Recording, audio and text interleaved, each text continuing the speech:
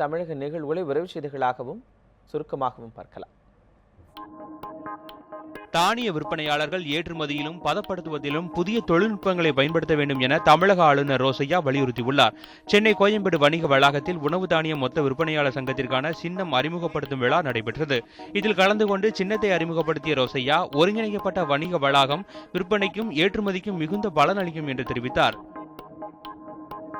தமிழ்நாடு தலைமை காஜியை பதவி நீக்கம் செய்ய கோரி தமிழ்நாடு தவ்ஹீத் ஜமாத் அமைப்பினர் கண்டன ஆர்ப்பாட்டத்தில் ஈடுபட்டனர். பிறை பார்த்து தீர்மானிக்க வேண்டிய நாளை இஸ்லாமிய நம்பிக்கைக்கு மாறாக தலைமை காஜி 7ஆம் தேதி ரமலான் பண்டிகை என்று அறிவித்து குழப்பத்தை ஏற்படுத்தியதாக குற்றம் சாட்டினர். ஜாகிர் நாயக்கின் அமைப்பை தடை செய்ய மத்திய அரசும் மகாராஷ்டிரா அரசும் முனைவு காட்டுவது இஸ்லாமியர்களுக்கு எதிரானது என்றும் தமிழ்நாடு தவ்ஹீத் ஜமாத் அமைப்பினர் குறை கூறினர். குடும்ப அட்டைகளில் மாற்றம் மற்றும் திருத்தம் செய்வதற்கான சிறப்பு குறைதீர்ப்பு முகாம் சென்னையில் இன்று நடைபெறுகிறது. சென்னை மாவட்டத்தில் 17 மண்டலங்களில் இந்த சிறப்பு முகாம் காலை 10 மணிக்கு தொடங்கி மாலை 5 மணி வரை நடைபெறவுள்ளதாக தெரிவிக்கப்பட்டுள்ளது.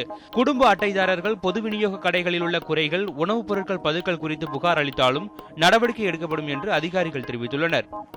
சென்னையில் போதை சாக்லேட் விற்பனை செய்யப்படுகிறதா என்பதை கண்டறிய கல்வி நிலையங்களுக்கு அருகில் உள்ள கடைகளில் உணவு பாதுகாப்புத்துறை அதிகாரிகள் அதிரடி சோதனை நடத்தினர். 84 கடைகளில் நடத்தப்பட்ட இந்த சோதனையில் 400 கிலோ தடை செய்யப்பட்ட புகையிலை பொருட்கள் பறிமுதல் செய்யப்பட்டன. தடை செய்யப்பட்ட பொருட்களை விற்றால் கடும் நடவடிக்கை எடுக்கப்படும் என்று உணவு பாதுகாப்பு அதிகாரிகள் எச்சரித்தனர்.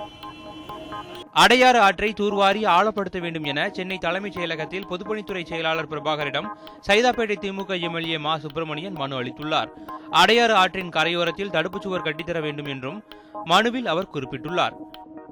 தருமபுரி மாவட்டம் பந்தாரஅள்ளியில் வாரிசு சான்றிதழ் வழங்குவதற்கு லஞ்சம் கேட்ட கிராம நிர்வாக அதிகாரி கைது செய்யப்பட்டார். காரிமங்கலம் வட்டாட்சியர் அலுவலகத்தில் உட்பட்ட பந்தாரஅள்ளி கிராமத்தைச் சேர்ந்த வடிவேலுவுக்கு வாரிசு சான்றிதழ், விதவை சான்றிதழ் வழங்க கிராம நிர்வாக அலுவலர் கோமதி 4000 ரூபாய் லஞ்சம் கேட்டுள்ளார்.